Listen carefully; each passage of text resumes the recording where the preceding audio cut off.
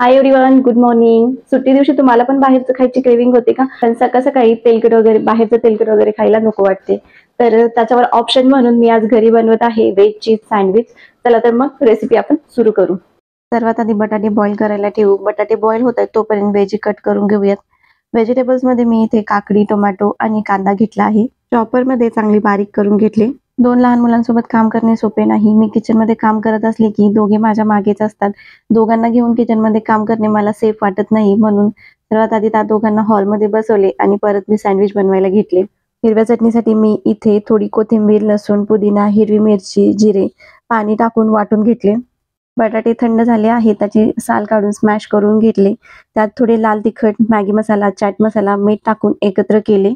Bread स्लाइसला tomato ketchup लावून त्याच्यावर बटाटा आणि व्हेजी पसरून घेतल्या. त्याच्यावरती चीज टाकले. तव्यावर तूप टाकून सँडविच दोन्ही साईडने चांगले क्रिस्पी होईपर्यंत भाजून घेतले. खूप मस्त असे चीज सँडविच तयार झाले आहेत. केचप सोबत किंवा हिरव्या चटणी सोबत खायला खूप छान लागतात. लाडू आणि श्रीहरीला सँडविच तर खूप जास्त आवडले. तुम्हाला हे व्हेज चीज सँडविच कसे वाटले कमेंटमध्ये नक्की सांगा. व्हिडिओ आवडला असेल तर लाईक करा, शेअर करा. चॅनलवरती नवीन असाल तर सबस्क्राईब करा. भेटू पुढच्या व्हिडिओमध्ये. बाय.